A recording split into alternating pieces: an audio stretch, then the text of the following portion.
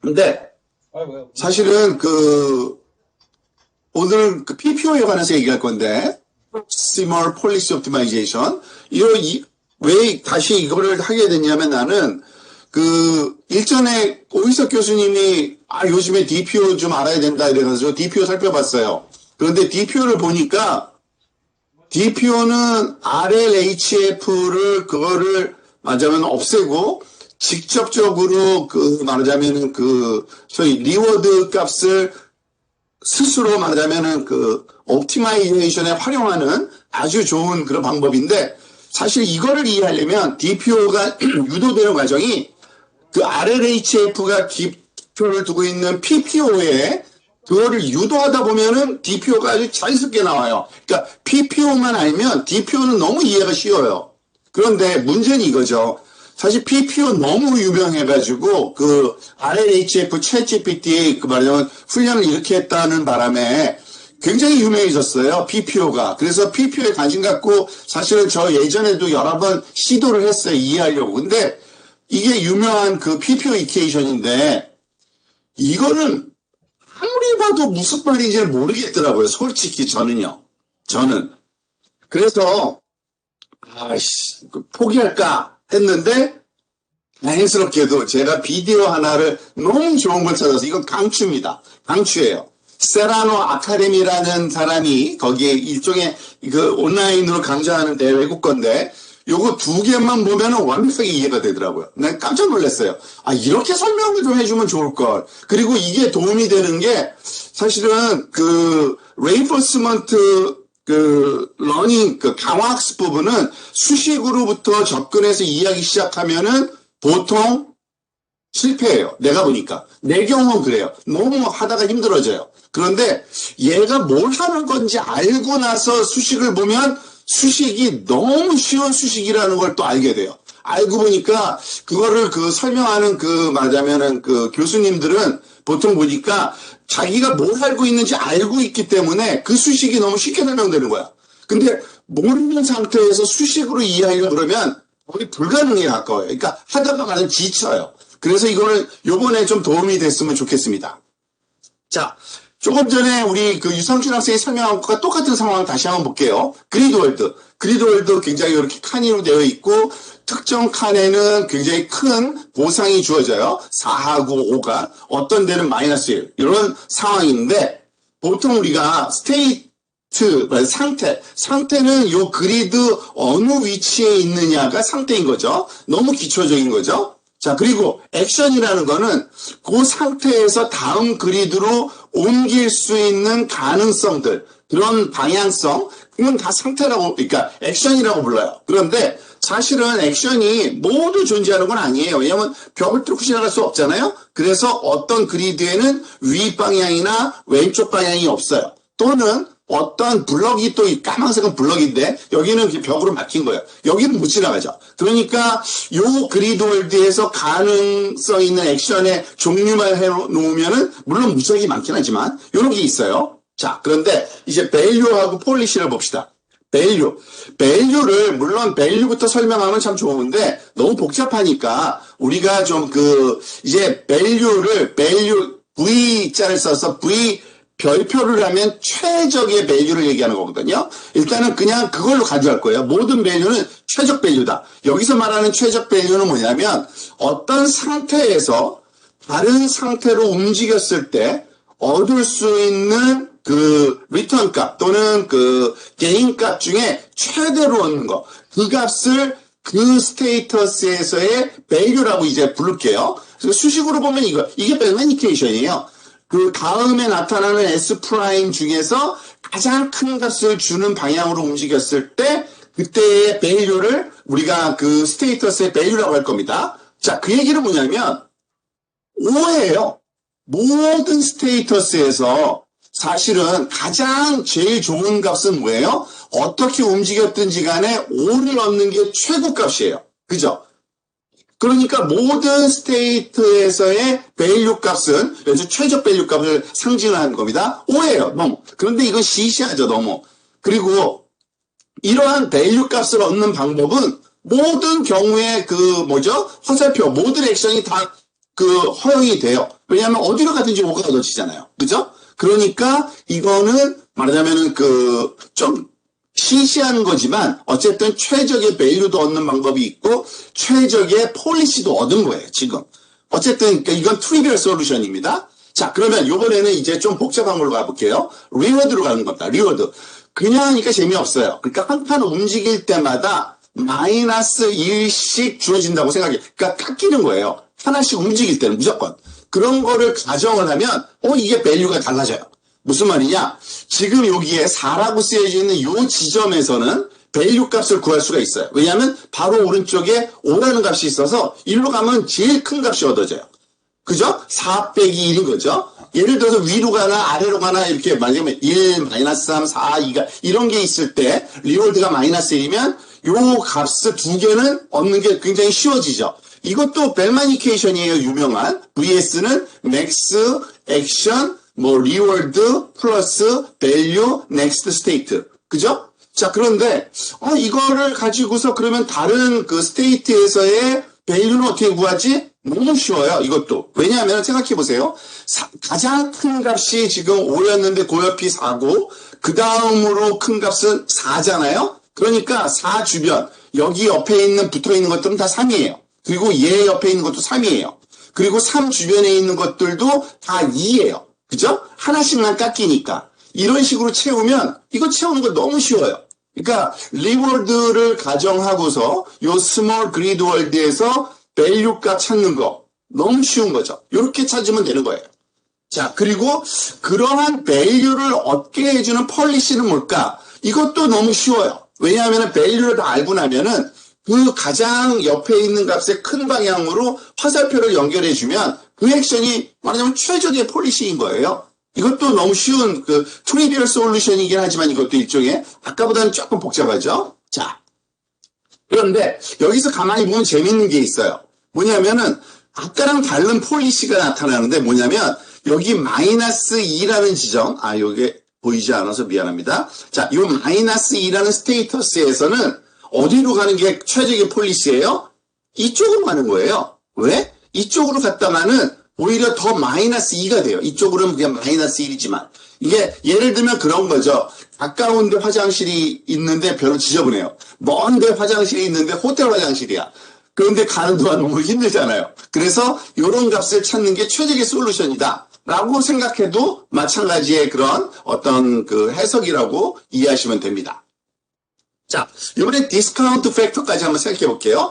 디스카운트 팩터는 사실은 조금 연관성이 있긴 있는데 지금 리워드가 똑같이어서 그런 거고 사실은 이겁니다. 그러니까 다음에 얻을 밸류의 가치를 좀 더 깎아내려가는 거죠. 왜냐하면 현재 돈이 가장 가치가 높고 다음 타임 스텝에서 1달러는 얘가 받을 인터레스트를 못 받은 거잖아요. 그래서 조금씩 작게 만드는 거죠. 그래서 디스카운트 팩터를 0.9라면 점점 타임 스텝이 진행되면 될수록 값이 작아지는 걸 상징하는 건데 아까는 리워드를 줬는데 이번에 그냥 리워드 무시하고 또 그냥 이 심플 그리드 월드에서 이 디스카운트 팩터만 한번 고려해 봅시다.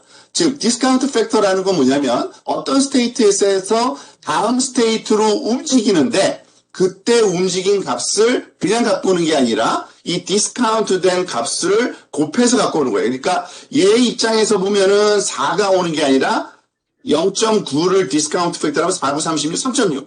이거는 0.9. 이거는 1.8. 이거는 마이너스 3, 9, 2.7이죠. 근데 그 중에 제일 큰 값이 뭐예요? 3.6이에요. 그러니까 이것도 또 다른 벨만 이퀘이션이에요. 디스카운트 팩터만 고려한 그런 벨만 이퀘이션에 만족하는 밸류 값을 다 찾으면 이렇게 돼요. 이것도 간단해요. 왜냐하면은 가장 큰 값 옆에 픽셀들에다 디스카운트 값 곱해서 써주고 그 다음에 가장 큰 값도 찾아서 써주다 보면은 필업이 다 돼요.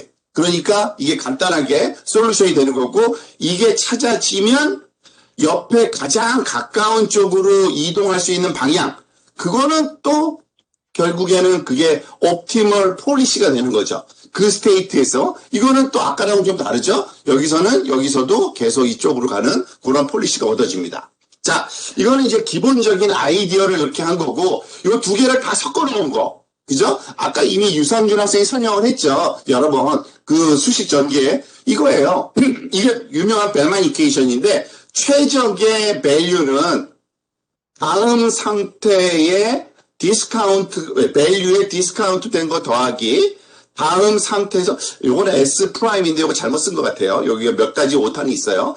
그 다음 상태에서의 얻어지는 그런 그 리워드 값. 그래서 그때 그것이 최적화되니까 최고로 값이 얻을 수 있는 요 그 액션 또는 그 행동이죠. 그게 폴리시가 말하자면은 그 주어졌을 때입니다. 이 벨만 이퀘이션에 따르면 여기서 무슨 말하자면 최적의 밸류 값 얻어지고 그것을 가는 방향은 여기고 하니까 이게 요 스테이터스에서는 요 방향 구해지는 되는 겁니다.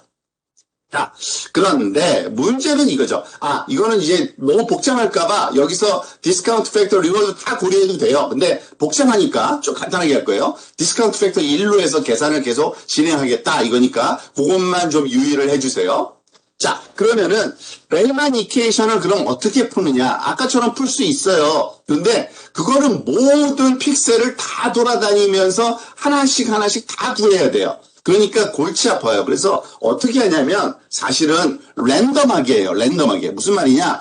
한번 했더니 우연하게 요 지점에 밸류를 찾는 그 상황이 주어졌어요. 얘를 찾기 쉽죠? 왜냐하면 옆에 가장 큰 값이 있으니까. 그래서 거기서 하나 빼면 4예요. 그리고 얘를 찾았으니까 또 막 돌아다니다 보니까 여기 찾을 때가 됐어요. 얘도 옆에 있으니까 찾아져요. 3. 자, 예를 들어서 여기를 찾게 됐는데 얘도 4옆이니까 3이고 얘는 3옆이니까 2고 2옆이니까 1이고 1옆이니까 0이고 여기서 또 문제가 발생해요. 무슨 말이냐? 하다 보니까 얘가 0이 되는데 밸류가 위에 3인데?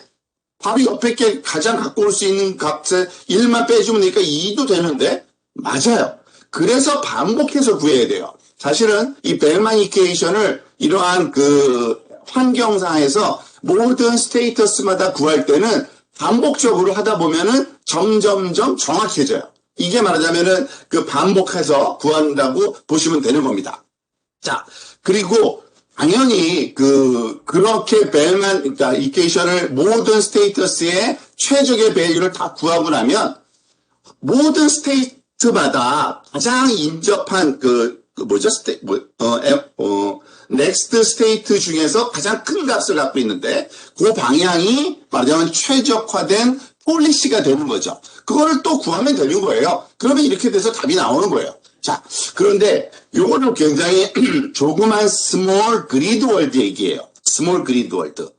그러니까 예를 들어서 지금 벨만 이퀘이션을 써가지고 밸류 다 찾았죠? 폴리시 이걸로 해서 그 넥스트 그 방향을 찾으니까 다 찾았죠? 이게 다 끝난 것 같은데, 그러니까 요 그리드 월드에서는 다 끝난 거예요. 그런데 우리가 응용을 하다 보니까 굉장히 큰 그리드 월드를 써야 되는데, 그때는 이게 쉬운 게 아니에요.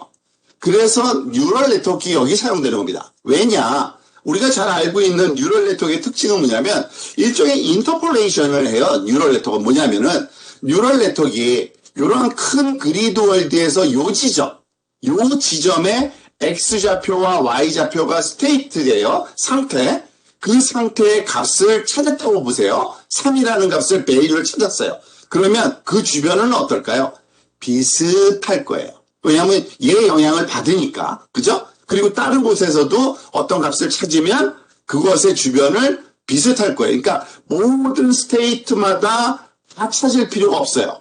뉴럴 네트워크로 밸류를 찾게 되면 그냥 몇 군데만 잘 찾아놓으면 나머지는 자동적으로 비슷한 값을 추정할 수가 있어요. 그래서 뉴럴 네트워크는 이렇게 생겼어요. 우리가 요 그리드 월드라면은 XY 좌표가 스테이트고 거기에서 밸류 값은 그 하나의 노드로 나오겠죠. 예를 들어 요거죠. 물론 그 사이에 그 히든 레이어가 많아도 되고 뭐 상관없어요. 어쨌든 복잡도에 따라 다르지만 어쨌든 요 두 개의 스테이터스 값이 들어가서 결과 값이 나오는 요런 네트워크를 씁니다. 그러면은 밸류를 계산하는 방법을 알아낼 수가 있고요. 알아내는 방법은 좀 이따 설명하고요.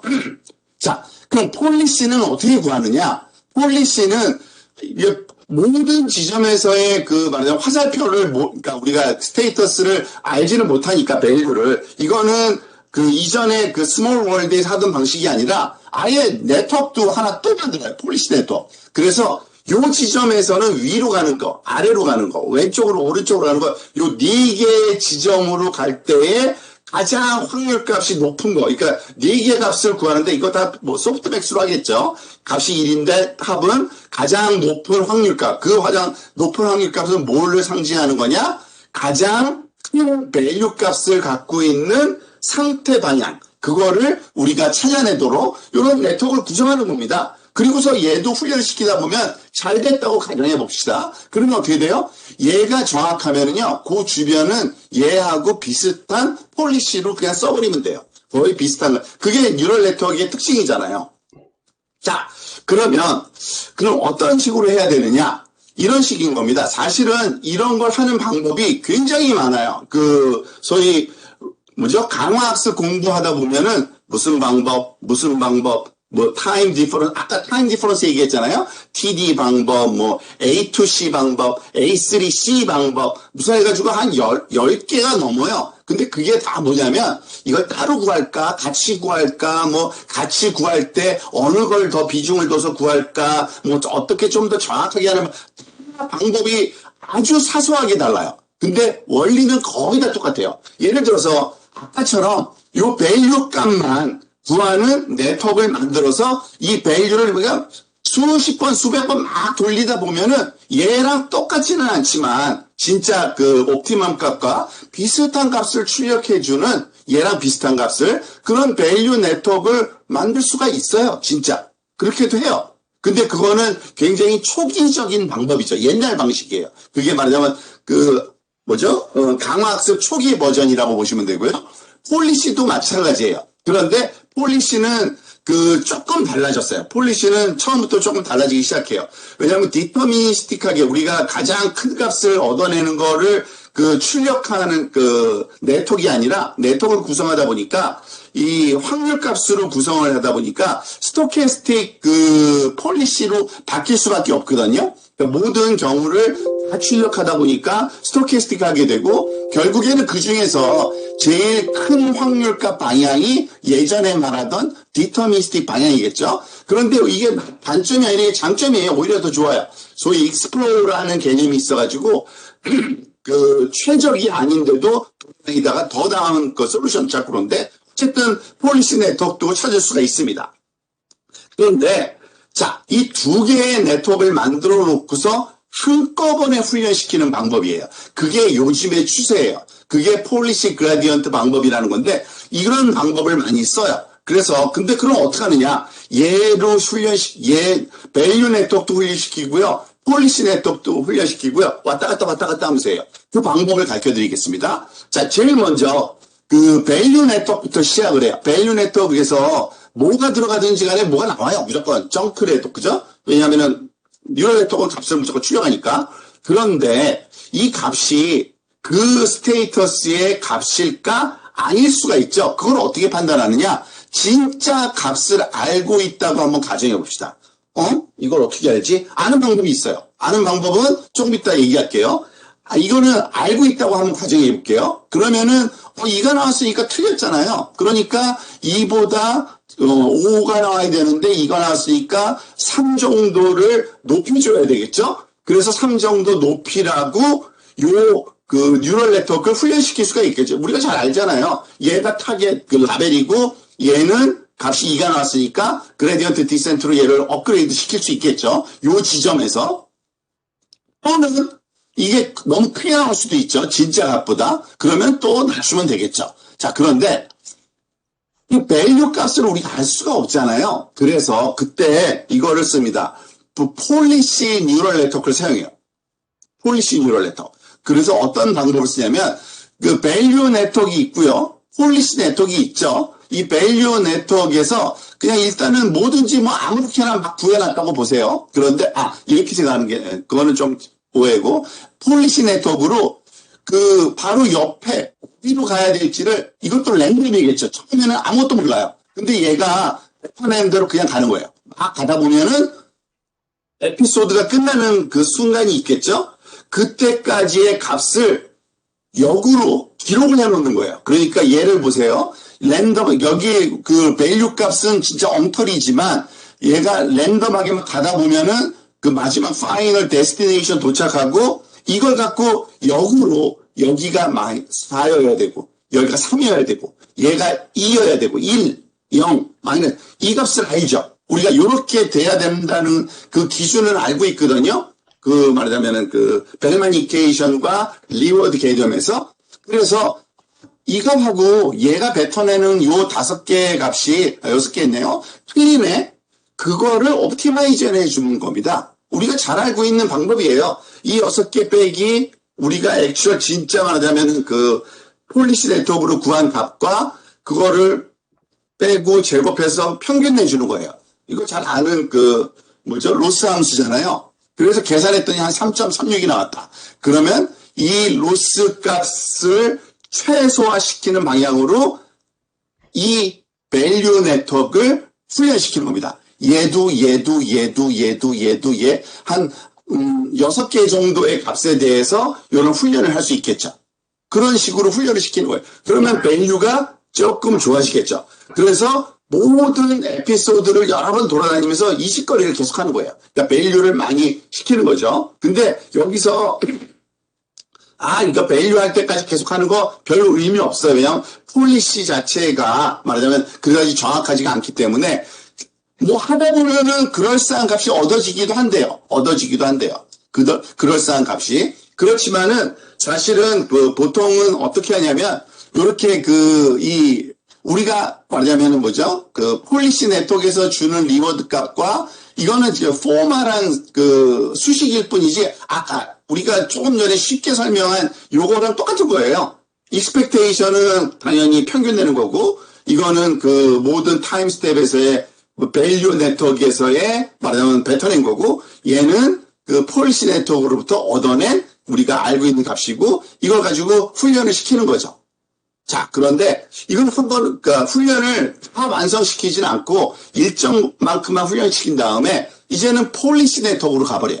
그런 다음에 폴리시도 좀 더 개선을 해야 되거든요. 그래서 이 폴리시 개선하는 방법은 이거 2개를 또 같이 씁니다. 한번 볼까요? 폴리시 네트워크에서도 무언가를 뱉어내요. 무조건. 그러니까 그 스테이터스를 주면은 그 스테이터스에서 예를 들어서 어느 쪽 방향으로 오른쪽 방향으로 확률값 0.2가 나왔다라고 한번 가정을 해봅시다. 자, 그런데 이 값이 사실은 오른쪽에 무슨 값인지는 몰랐는데 밸류 값으로 이건 밸류 네트워크 있으니까 이거 구해줘요. 그래서 구했더니 2가 나왔어요. 그런데 폴리시 네트워크로 쭉 따라갔더니 아니 5번인데 보니까 다른 거잖아요. 그러면 그 값을 가지고서 5여야 돼. 3 틀려. 그러면서 얘를 3만큼 위로 올려줘요. 어떻게? 얘도 더 올려주고 이 폴리시 값을 더 높여주고 얘도 더 밸류 값을 높이라고. 이거는 한꺼번에 얘도 올리고 같이 하겠죠. 반대의 경우도 있겠죠. 반대의 경우는 얘도 낮춰주고 얘도 낮춰줘요. 자, 그러면 어떻게 보면 이런 걸 계속 하다 보면은 될 것 같지 않아요? 맞아요. 잘 돼요. 잘 된다기보다는 이렇게 해도 하다하고 자꾸 하다 보면 결국엔 된대요. 그런데 너무 오래 걸리니까 속도를 좀 빨리 그러니까 그 스피드업 하고 싶은 거예요. 반복을. 그러니까 컨버전스를. 그래서 나온 게 PPO예요, 사실은. 자, PPO에서 쓰는 방법은 뭐냐면 이거예요. 임펄스. 사실은 이거는 PPO 방법이 아니라 TRPO가 이렇게 하는데 그 임펄스 개념인데 얘는 다른 데서는 이런 용어 안 쓰는데 얘는 이거 쓰더라고요. 일종의 모멘텀이에요. 그리고 이거 아마 우리 아담 메소드를 이해하고 있는 사람들은 다 아는 개념이에요. 무슨 말이냐면 우리가 반복을 계속 하다가 보면은 이게 오른쪽이 반복이에요. 그러니까 그 그라디언트 디센트 반복이죠. 그러니까 폴리시 반복인 겁니다. 폴리시를 계속 반복적으로 구하다 보면 얘 확률값이 점점 좋아질 수도 있어요. 어떤 점에서. 그런 상태에서 게인이 크게 나타나면 그 값을 여기다가 부여하면 점점 높아지는데 그 높아지니까 게인이 거기에 반영이 되면 높아지는 게 쭉 올라가는 이런 영향을 주고 싶고 반대로 점점 환경값이 떨어지고 있을 때는 게인이 올라가야 되면은 반대 방향이잖아요, 영향이. 그래서 모멘텀이 반대로 작용하니까 오히려 조금만 좋아지게, 그러니까 좋아지는 방향으로 개인이 커지면 많이 좋아지고, 나빠지는 방향으로 개인이 커지면 오히려 조금만 좋아. 이런 방법을 쓰자는 거예요. 그 반대 경우도 또 있어요. 올라갈 때는 반대로 나오면은 이렇게, 내려갈 때는 내려가는 개인이 나오면은 더 좋게. 이런 방법을 어떻게 할까? 이게 굉장히 쉬운 방법이 있어요. 아주 쉬운 방법. 뭐냐면 반복을 99번 할 때와 100번 할 때, 이게 100번 기준으로 볼게요. 100번 기준으로 봤더니 확률값이 0.4가 나왔어요. 근데 아이터레이션 99 때는 0.2였어요. 점점 좋아지고 있네. 그때 게인이 10이 나왔어요. 게인도 크네. 그러면은 많이 좋게 해야지 하고서 프로버빌리티를 좀 높게 잡아주면 돼요. 근데 그거를 자연스럽게 높게 잡아주는 방법이 수식으로 있는 겁니다. 얘는 반대의 경우죠. 8이었는데 4로 줄었으니까 게인이 줄고 있었어요. 그러니까 확률이. 그런데 게인이 높아졌어요. 그러면은 높여야 되는데 근데 확률값은 너무 높이면 안 될 것 같아. 왜냐면 낮아지고 있었으니까 확률값은 조금만 해주고 싶은 거죠. 그런 방법. 이런 식으로 동작하도록 수식을 좀 바꿔치기 하는 겁니다. 아주 간단해요. 그게 알고 보면 유명한 수식이 있는데 서러게이트 오브젝트 펑션이라 그래서 이름만 거창하지 아무것도 아니에요. 이 레이시오를 곱해주는 거예요.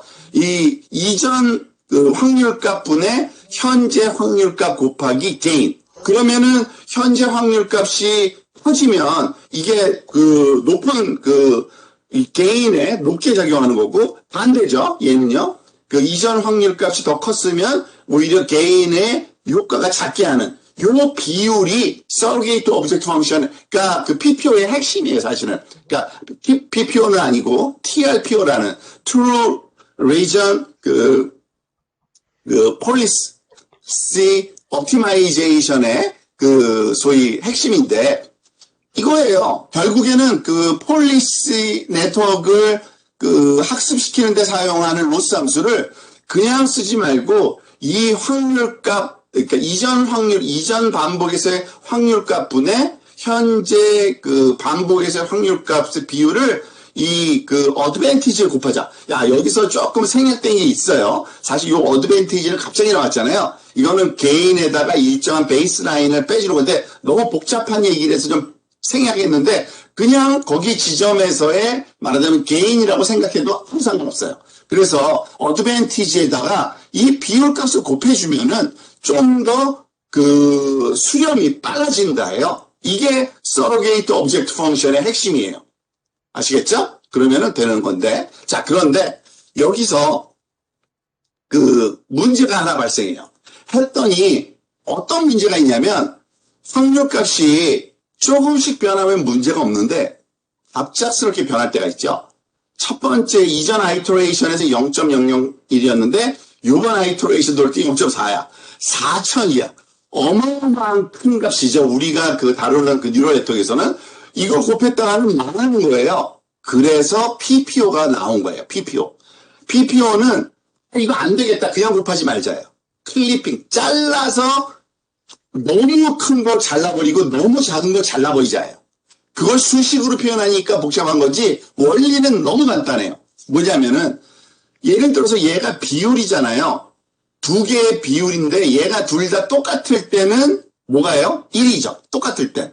근데 변화가 작게 나타나게 하려면 1보다 작은 비율일 경우는 한 0.7, 1보다 큰 비율은 한 1.3. 그러니까 요 마진을 1 주변에 한 0.3씩 벌려놓고서 요 비율값이 요 안에 있을 때만 쓰자예요. 무슨 말이냐? 요 안에 딱 떨어지면 0.9면 그냥 0.9 쓰자예요. 만약에 0.7보다 작으면 0.7을 쓰자예요. 1.3보다 크면 1.3을 쓰자예요. 그거를 수식으로 표현한 게 이거예요. 난 이걸 이해하는데 너무 오래 걸렸어요.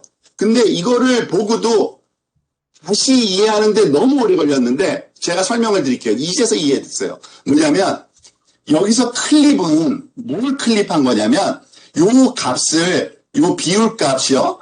비율값을 로라고 불러요. 그래서 이 로 값을 1 마이너스 엡실론과 1 플러스 엡실론 사이에 잘라버려요. 그 안에 들어온 것만 쓰겠다는 거예요. 그러니까 요 클립이라는 요 함수는 1 마이너스 엡실론부터 1 플러스 엡실론까지 뿐이 값을 못 가져요. 그런데 거기 미니멈이라는 게 나는 너무 이해가 안 됐는데 그 중에 미니멈? 그러면은 얘를 써야 되는 거잖아요. 미니멈이면. 그죠? 아닌 거예요. 알고 보니까 이게 정말 트리키한 건데 얘가 이 1 마이너스 엡실론을 벗어나면 그때는 어드밴티지가 마이너스 값이 돼요. 얘가 마이너스 값이 되고 얘가 오른쪽에 있을 때는 어드밴티지가 플러스가 돼요. 그래서 미니멈 값을 취하면 무슨 말이 되느냐? 정확히 이 짓을 해요. 여기 있을 땐 얘를 쓰고 여기 있을 땐 얘를 써요. 그게 요 PPO의 핵심이에요. 이게 다예요. PPO는. 그래서 우리가 잘 알다시피 밸류 네트워크하고 폴리시 네트워크를 함께 학습시키는데 왔다 갔다 하면서 하겠죠. 근데 어쨌든 얘는 로스를 요거를 쓰고요. 이것도 뻔하죠. 우리가 잘 알고 있는 라벨에 맞추는 건데 그 라벨 값은 어디서 계산해? 우리가 갖고 있는 폴리시 네트워크로 계산해서 그거를 쓰고요. 얘는 그 대신 그러니까 뭐죠? 프록시멀 폴리시 옵티마이제이션의 핵심적인 요걸 쓰는데 이 어드밴티지는 일종의 게인 값인데 거기에서 얻어지는 그 값에다가 요 비율로 그 대신 요 바운더리를 절대 벗어나지 않게 안정적으로 그렇게 말하자면은 그 로스 함수를 쓴다. 그게 PPO예요. 그게 다예요. 그래서 이걸 알고 나서 너무 마음이 편해졌고 이걸 이해하고 나니까 강화학습 이제 어렵던 그 강의들을 다시 보기 시작했는데 너무 쉽게 이해가 돼요, 이제는. 그래서 여러분들 요 개념을 먼저 이렇게 여기서 조금 그러니까 논리 전개를 쉽게 하기 위해서 일부러 생략한 부분이 많아요, 이 사람 거. 하지만 기본적인 원리를 이해하는데 너무 쉽게 했기 때문에 요거를 여러 번 봐서 그러니까 그 개념을 콱 잡고 그 다음에 그 수학적인 전개 방식 이거 하시면 너무 이해가 쉬울 거예요. 오늘 준비한 내용 여기까지입니다. 혹시 질문 있으면 또는 코멘트 있으면 해주세요.